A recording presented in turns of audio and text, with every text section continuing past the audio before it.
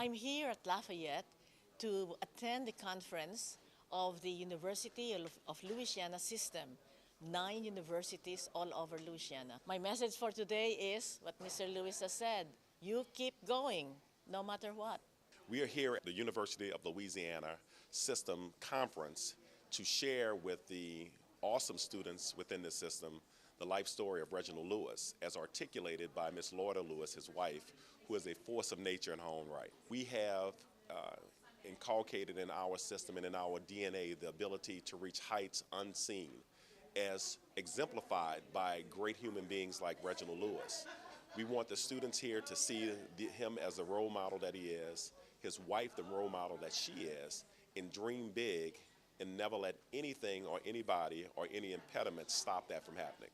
It is important for Louisiana because Louisiana, its trajectory now is to get on the world stage, to become national players, to rise in the ranks, to lead this nation in this world in a way that's uncharted and unseen before.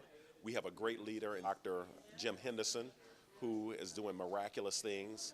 And Louisiana has the great natural resources, it has the great human capital and intellectual capital to really make a mark on the evolution of human existence here, not only here in Louisiana, but across the United States and the world. I am so happy. If I lived 1,000 years, I couldn't thank God enough for this opportunity to be here today, to have a living legend in Miss Loida Lewis tell the story of her husband, Reginald Lewis, who so greatly impacted my life and many lives all over the world in terms of giving us hope and showing us human potential. My name is Chandler Harris. I'm the SGA president here at UL. If you don't know me, it's nice to meet you. With me we have Miss Lewis, Miss Loida Lewis, and she's here to give us a little bit of insight on her husband's story, Mr. Reginald Lewis, and a little bit of her own story as well. Good morning, everyone. Good morning. And happy Valentine's Day. Happy Valentine's Day. Thank you. Yes, my name is Loida Nicholas Lewis. As you can see from my accent, I wasn't born here. I was born in the Philippines. And when I passed the bar in the Philippines, my father was so happy he sent me on a round-the-world trip. He was so sure that his third child, the first daughter, would be in politics. So he wanted me to be a lawyer and run for public office. So when I was 9 years old, there was a movie house named after me, Loida Theater, so that when I run for public office, I will have already name recognition. So when I was in New York, my sister was studying, and she'll graduate in May. We arrive in September. So what do? Go to work. Civil Rights Research Council. My boss was a graduate of Harvard Law School. So I introduced him to my sister. They're going out on a date. He was fast. And he said, Loida, do you want a double date, blind date? Sure, why not? And he calls up Reginald Lewis. Reg, you want to go on a blind date, double date with me? Oh no, as a lawyer, you work 15 hours a day, 90 hours a week, because he was an associate in a big law firm. That's too bad, Loida. You know, she comes from the Philippines. Wait, I've never dated anyone from the Orient before. I'm coming. Okay, lesson for all of you, don't be afraid of new experiences. Don't be afraid of taking risk, because you never know. And for myself, we were married 7 months later, and that was the beginning. From the very start, he knew how to save. From the very start, he knew the value of money, so he started delivering newspapers. From the very start, when he was just in college, he knew how to read the New York Times, Wall Street Journal, the stocks, so that by the time we were married, he already had saved, and this was 1960s, early 1970s, he already had saved in stocks, value of stocks, $5,000. When his grandfather and he were eating at the Harvard Club, and he was telling him all his dreams, his grandfather told him, all right, Reg, be big, very big, but not too big. That means to say, don't be too proud. Don't think that you're arrogant because you're big. And that's what he was. So from the very start, he always gave to causes that he loved. When we were first married, you know, 1960s, early 70s, you know, you earn very, well, now, compared to now, you would think it $15,000 a year. But on Christmas time, he'd write $10 for Harvard Law School, $10 for his mother's Catholic Church, $10 for the neediest cases in New York Times. So all of this, I'm trying to tell you that, you know, you can dream big, but not too big. And always don't forget your neighborhood. Mm-hmm. And so Mr. Lewis's dream to be the richest black man in America, it actually was his dream when he was 9 years old. So he knew that from the start that was where he wanted to go. So in your opinion, what do you think, in what ways did Mr. Lewis alter the business world? One thing he learned at Harvard Law School is that you don't become wealthy by starting a business. Why? Because 90% of business owners who start their own business fail. And he's a man who takes risk. Why are you going to something where there is 90% chance of you failing and 10% chance of you winning? That's a no win for him. And so he said, I am going to buy a business. In law school, you learn merger and acquisitions. You buy, acquisition, or you merge. So why? Because there's already a business existing. There is already clients or customers. There's already cash flow. There's already your supplier. There's already business for you to come in. So you don't have to think about it. Well, not think about it. You don't have to start from zero. Buy a business, and the purpose is not just buy, oh, I got it. No, that's just the beginning of hard work. When you run a business, don't think you have a 9 to 5. You have a 24/7, 24/7, 24/7. So unless you love what you do, don't do it. You have to love what you do. Otherwise, you will say, you know, what? I'm working again? I'm waking up early? Then don't do it. Don't do it. Do something that you love. Then you don't have to go to work. Absolutely. And Mr. Lewis, and I know you mentioned too that y'all both believe that failure is an important part of becoming successful. And you said last night that failure is a success if you learn something from it, and I really resonated with that because, you know, you feel like if you get knocked down, it's hard to get back up again. So how does that describe your work ethic and Mr. Lewis's work ethic? Yes. Last night, there were also a faculty and group of people, and somebody asked, you know, when I fail, it's so hard. I mean, I failed, and you know, that's frowned upon. But with technology here, if you're into technology, if you're on computer, you always fail. You always fail. And so, don't think that failure is the end. It's just the beginning of knowledge. Okay, so don't take that, you know, oh, you failed, oh, you're no good. No, you are good because you know how to, because you failed and now you know how to get over it. And so in any situation, whether it's personal, you know, you lost a girlfriend, you lost a boyfriend. Yes, it's natural to be sad. It's natural to be depressed, but just for a while. Don't stay there, okay? There is a saying, what is it that? There is no sunrise or hope that will defeat. There is no night or problem that will defeat sunrise and hope. Meaning to say, yes, you're in the night. Yes, you're depressed. Oh my God, you know, you failed. You worked so hard, you failed. But sunrise, the sun will shine up tomorrow. So never lose hope. Mm-hmm. Yes. So growing up, you and your husband grew up in the civil rights era and experienced all that was entailed in that in the 60s and the 70s. So what obstacles did your husband face? And in addition, what did you face as well? Well, being a black man in America, you know what that is, especially here in the South. They are considered, you know. But what is so good with my husband growing up is that he never felt that he was inferior because his mother, first of all, his grandmother gave him that value of you're special, you are a son of God, you are a child of God, and therefore the spark of divine fire is in you. Okay, so, and his mother, I said this one, his mother was working 2 jobs. Grandmother was the babysitter, and she has to clean white people's homes. So she would bring 5-year-old Reginald to the home and give him something to do, you know, drawing or anything like that. And one time, the white woman said, "Why don't you ask your grandson to help you clean up?" "No, he's special." And that's within hearing of Reginald Lewis. You're special. So from the very start, I don't know your experience, but when you have your own children, never say you're stupid. Never say you're good for nothing. Never say anything negative, because that's going to be impressed in their soul. You just say you're special, or you're going to do great things. Because children and adults, when they grow up, will rise up to your expectation.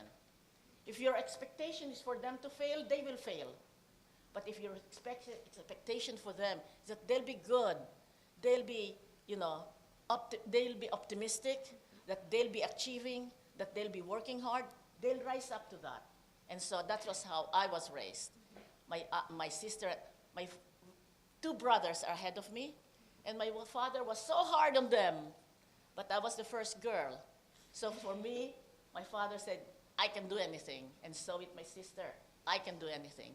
And so you grow up, you know, you can do anything. Mm-hmm. Absolutely. And that's the same for Mr. Lewis. Yes, definitely. And so looking at today, 2019, for young entrepreneurs, what obstacles do you think they might face now? Capital. How do you get capital? You know? So it's very hard. When my husband was successful in buying the first business, he didn't want to be known that he was buying a business. Because then, because of prejudice, they'll say, "Oh, a black man, no, he can't do it." So what did he do? He did it with guile. He need to raise $1 million. So he asked a friend to put in 10,000. He is Samuel Peabody, big name, you know, governor of Massachusetts. His grandfather was a governor. So Peabody. And then a Latino, Rick Olivares, 5,000. And all the rest was his capital.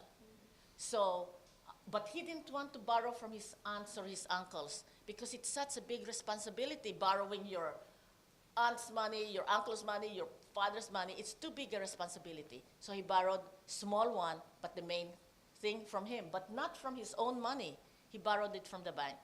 And why did the bank loan him $1 million? No, not million, $500,000. Because when he started his law practice, he would go to the bank and say, "This is my business plan for this year." The end of the year, he goes back, "I've overreached my business plan. This is my business plan." For 12 years, he did that. And so when he said, "I need $500,000, on his signature, the banker said, "Well, you've been coming here for the past 10 years, and each year you were exceeded your business plan. So I trust you. Here's $500 on your signature." What does that mean? It means right now you are establishing your reputation. Okay? Are you a man of your word? "Let me borrow $10, and you never pay it? That's a beginning of bad luck. Okay? You have to be when you say something, you fulfill it. And if you cannot fulfill it, then you go back and say, "Guys, Brad, sis, okay, $10, I had this and that and that. I'll pay you $1 a day or $1 a month." In other words, renegotiate, but go back and be a man of your word, be a woman of your word. And then people will trust you, and that follows you all the way through, all the way up to retirement. Your reputation is being made now as you're sitting here, as you're dealing with your friends. Are you a man or woman of your word? Absolutely. Thank you for that. So we all have our own definitions of success, and I was personally curious, and I know everyone would love to know, how have these experiences shaped your definition of success? Each one. As you go through life, you have different goals. Okay, so when I was studying, I want to be valedictorian. So I worked so hard. So I was just second place salutatorian in elementary school. I said, I want to be valedictorian for high school. And I worked so hard. I would study at night. I was in dormitory. And 9 o'clock, lights out. And I would have a flashlight studying. All right?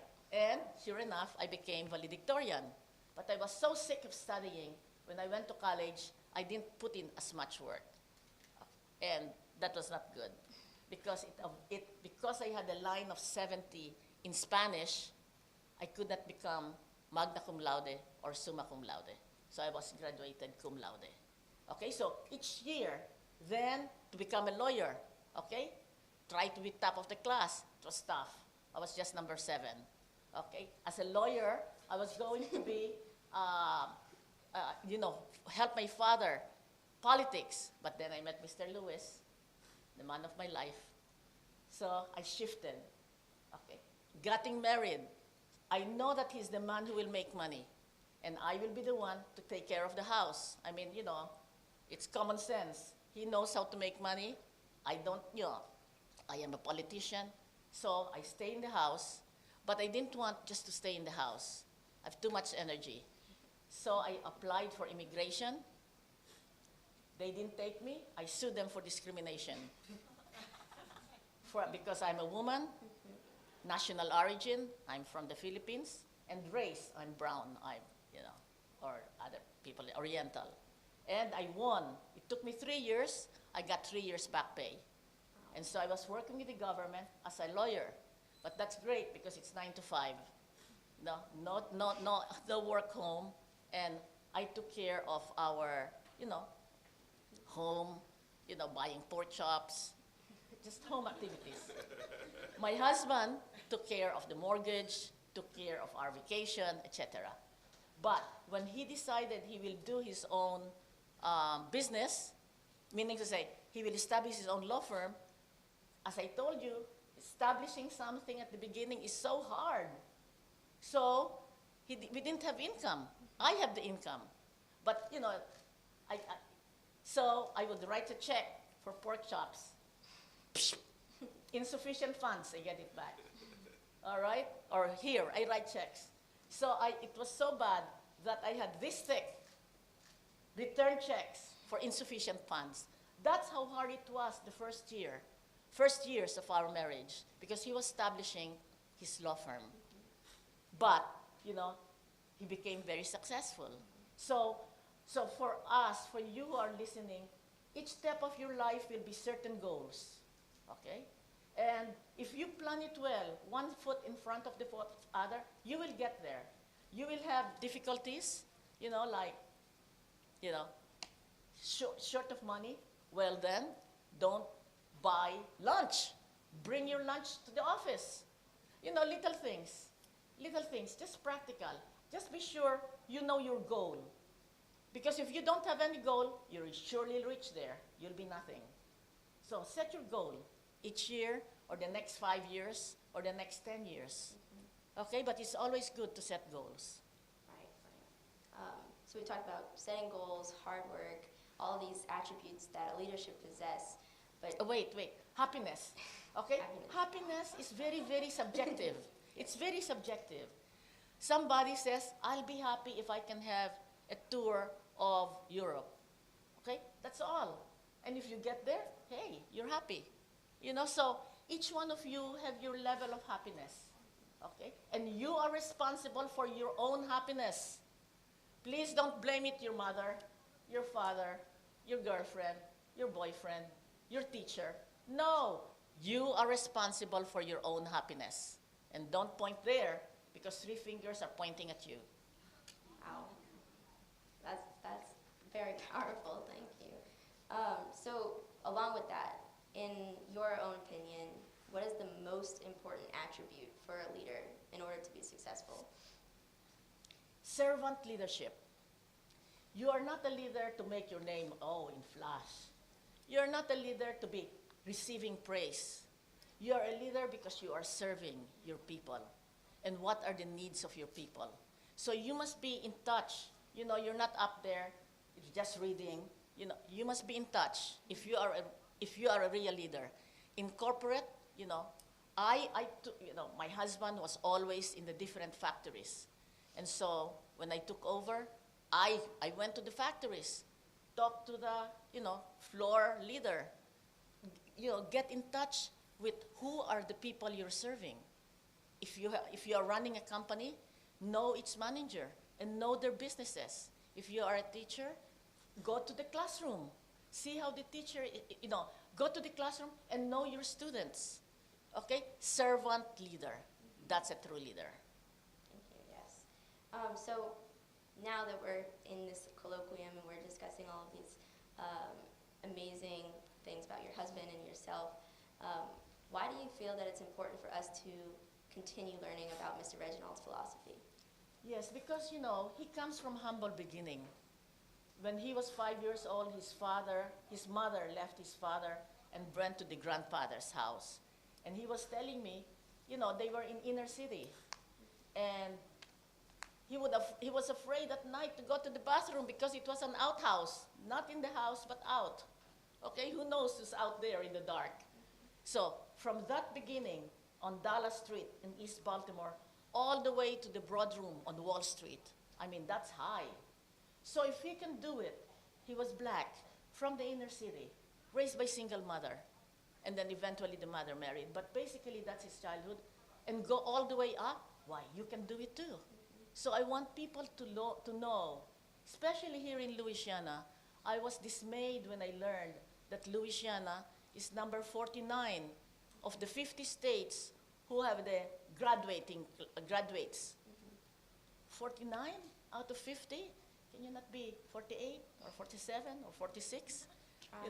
So when I heard that and they said, come here, then I said maybe it's a good time to wake up, Yes. the 9 universities of the University of Louisiana system. Wake them up.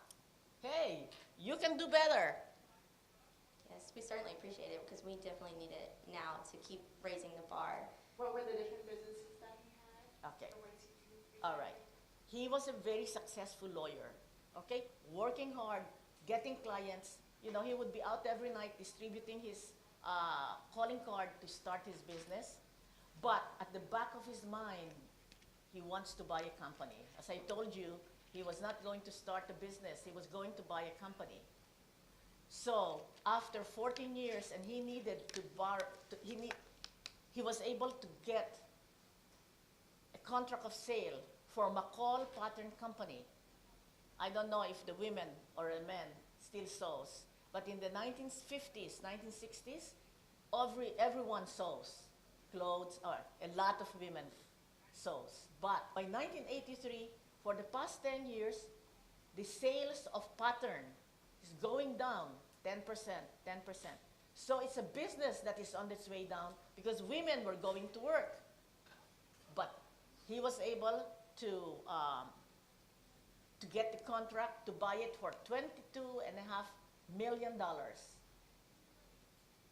Sewing pattern, McCall. There's also Simplicity, there is Vogue, but he bought McCall.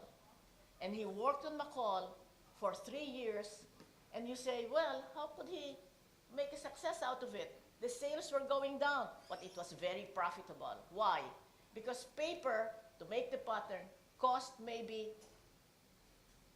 3 cents, and it sold for $10, $15, $20. Can you imagine that margin? So it was very profitable even if the sales were going down. And so when he acquired the business, he said, what's this business? It's paper. What else do you do with paper? Greeting cards. So he started greeting cards.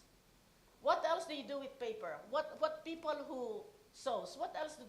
They knit. So print, knitting instructions for designs. And so in the 113-year history of McCall Pattern Company, they had the most number of profit. And so he sold it at a 90-to-1 return. Investment $1 million, got back $90 million. And back to back, he made a bid for Beatrice International Foods. He did all of this. He didn't do by himself. He always had investment banker, okay, lawyers, accountants. And when the possibility of bidding in an auction for Beatrice International Foods. This means Beatrice outside the United States. 64 companies in 31 countries. 64 companies in 31 countries. He won the bid for nearly $1 billion. And if you're asking what were the businesses, there's so much. 64 companies in 31 countries. That's what he eventually ended up owning. Do we have any other But read the questions? book, please. Why should white guys have all the fun? It will inspire you, as it's inspired and many. I meet many people. They would say, "I read the book. I shifted my career." There was one doctor who had a good practice, read the book, shifted his career to buying equities, buying companies, and he's not the only one. What's your name? My name is Vanessa Hill, and a lot of my students, I have my leadership class here today. And we were talking a little bit about some of the qualities of a good leader, and you mentioned humility. Despite all the success, how did Mr. Lewis maintain his humility and not let it get to his head? Well, he was always, first of all, he said, private, I'm private. Publicity is for a purpose, not publicity to put himself up, okay? Performance, not publicity, that's what he says. You produce the result. You don't seek the publicity. And number two, he always was a family man, okay? Christmas in Baltimore with his family, with his father and mother, stepfather and mother, and 5 brothers and sisters. And so that is the practice. Neighborhood, giving to the Mother's Catholic Church. And when he became big, he gave $3 million to Harvard Law School. Why? Because in 1992, because he said, I want the black students to be walking a little taller and working a little harder. And guess what?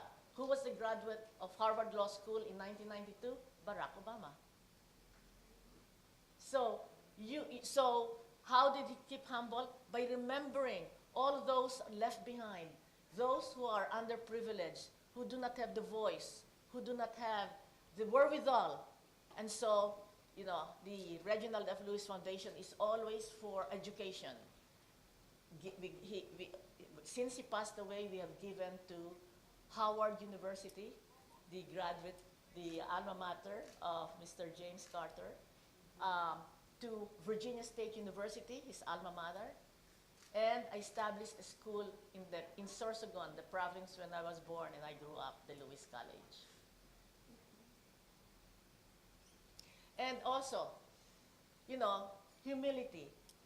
You have to be humble because, yes, you may have gone so high, but you didn't go there by yourself. You had a lot of help. Mm-hmm. And also, in the eyes of God, we are all equal. So who are you to put yourself higher than everybody else? When he had a company plane, we may have a company plane, but when you use it personally, you pay the business. So one time, he said, all right, Loida, dress up.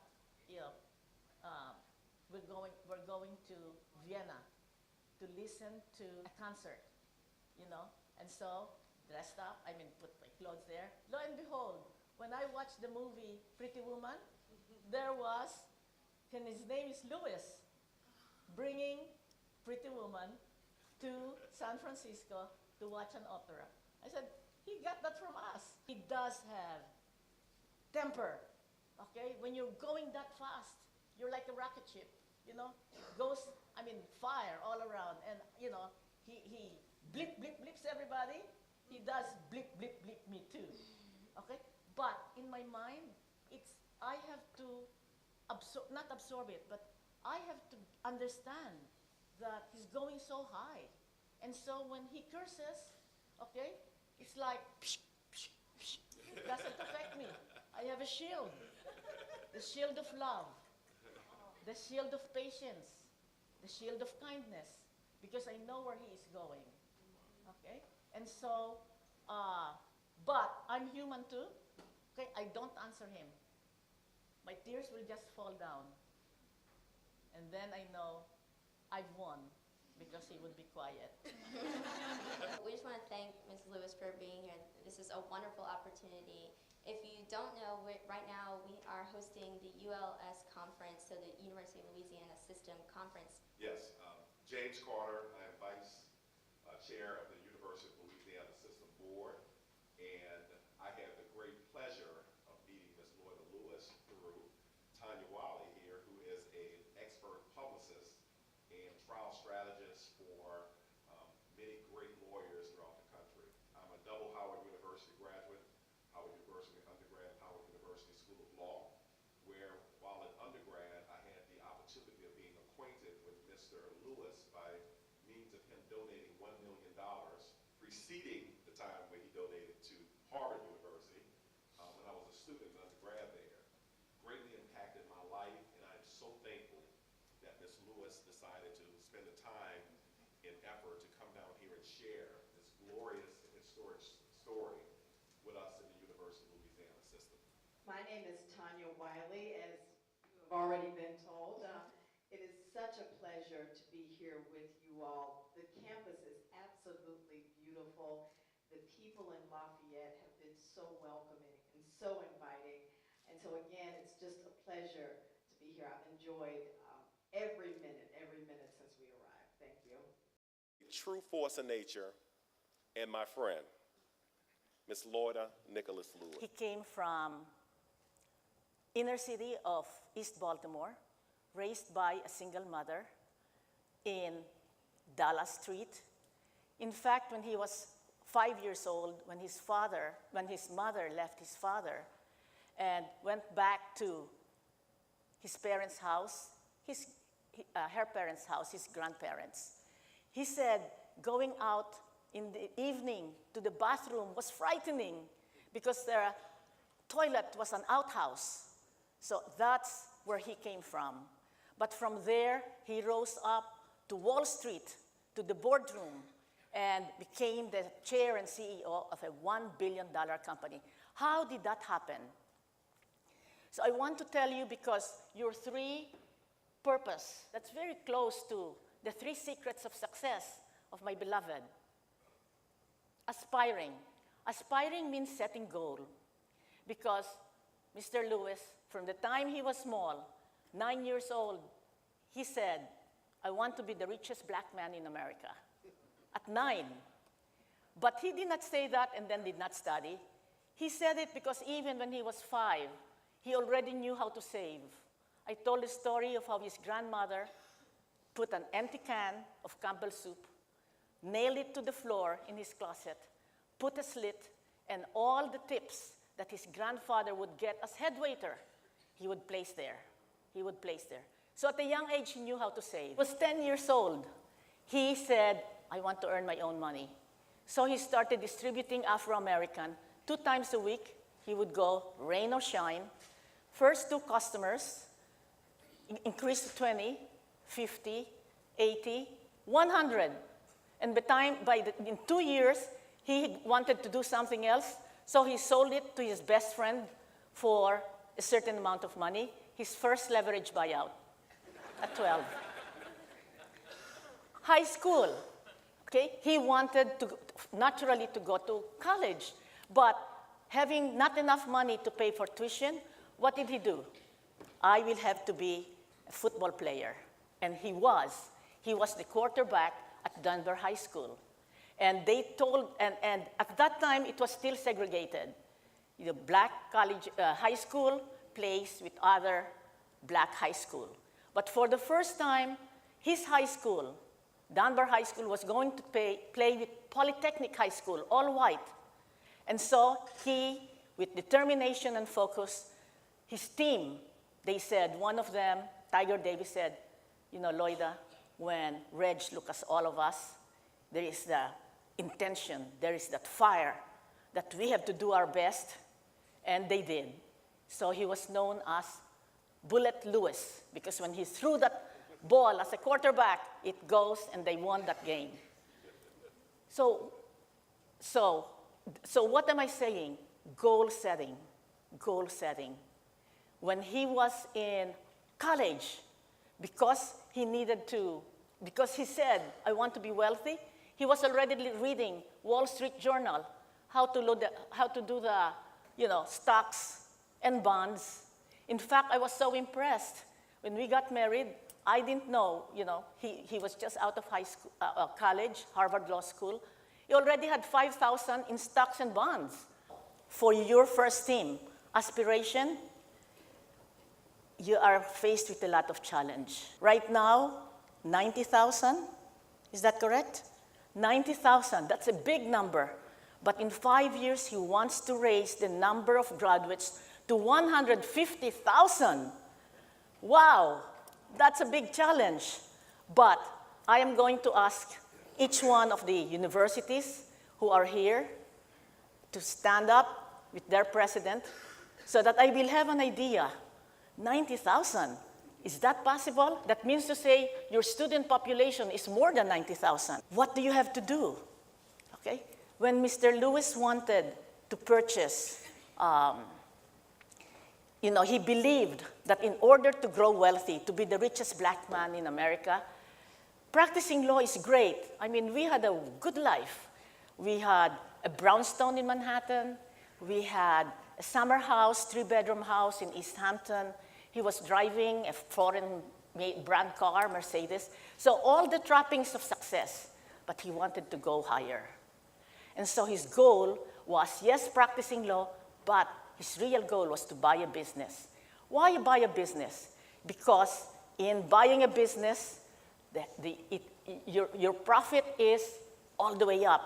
As a practicing lawyer, sorry, Attorney James, as a practicing lawyer, you only have 24 hours to bill your client. 24 hours, that's it. If you bill more, maybe you bill 500, 5,000, it's still limited. But being an entrepreneur, buying a business, the sky is the limit. And so his goal, his aspiration was to buy a business. In the university, the 9 university, your goal is to reach 150 in 5 years. And if that is the case, then you have to admit, I think the math majors who are here, I think you have to admit each year 10%. Is that correct? You have to admit 10% new students of your population every year. And because unfortunately, it seems that the staying rate, the graduation rate is 50%. That's really sad because not everyone goes to college. So the few that enter your university are already precious. They already graduated from high school and they're going to college in your university. And for 50% of them not to graduate is heartbreaking. And so, according to Dr. Henderson, if instead of 50% not completing college, if you just reduce that by 25%, you get there. You will get there. So a lot lays on your hands. That's the goal. In 5 years, 150,000 graduates, so that Louisiana will rise up like the sun. Goal, aspiring, first secret of success. The second secret of success, adapting. Adapting meaning adjusting. For me, I consider that ordering. Ordering your life. So for Mr. Lewis, how did he order his life when he said, I'm going to buy this billion-dollar business, Beatrice International, 64 companies in 31 countries. And I wish you could see the PBS documentary on Reginald Lewis, Pioneers, Reginald F. Lewis, and the making of a billion-dollar empire. Mike Milken, who was his investment banker, how his plan of when he gets Beatrice International, his plan made so much sense.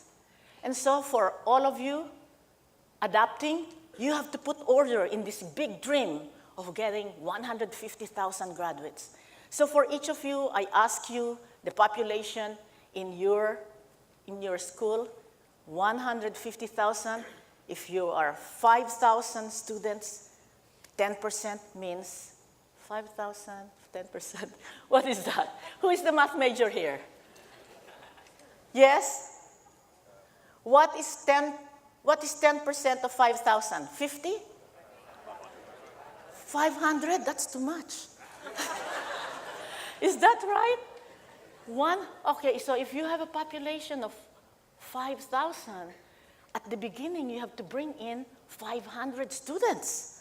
Is that correct? All right. How do you do? How do you do that? So I ask all the presidents. Okay, each president should have a team. You can call the team the success committee, whatever you call it. The 9 presidents should gather stakeholders in this goal. And who are the stakeholders? Maybe your faculty, of course, 1 or 2. Okay, head of any businesses. Okay, the community, because you are going to get your members from the community, from the high school around your university. They, of course, when they graduate, they should come to you. Media, go on radio, go on television, and tell of the big plan you have for your university. And most of all, a legislature, because they are giving you money for your university. Of course, it's the job of Dr. Henderson to get the big one. But each one of you as president and as faculty members, you have to think, if you are going to be that ambitious, you should have some funds to finance this ambitious goal. Aspiring, order, priority. Again, for Mr. Lewis, what was his plan?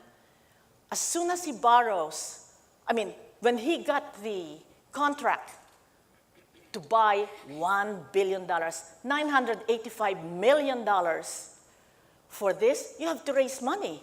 How do you do that? At that time, they still had the called leverage buyout. What does that mean, leverage buyout? Meaning you're buying a home for $100,000. Leverage buyout means you put very little down payment, 10%, that's $150, and you are able to buy $100,000 worth of home because the bank loaned you the money. In 1980s, that's possible, but not now, right? If you want to buy money, you have to put down at least 20%, 30%. Unless you have FHA, they'll allow you to buy more. So $1 billion. If he buys that for $15 million, he has to finance the rest of it. And if you're going to finance $950 million at 13% interest a year, you breathe in, that's 5,000. Breathe out, another 5,000. Breathe in, 5,000. You are paying $90,000 a day for 13% interest at $900 million. No, that's no good.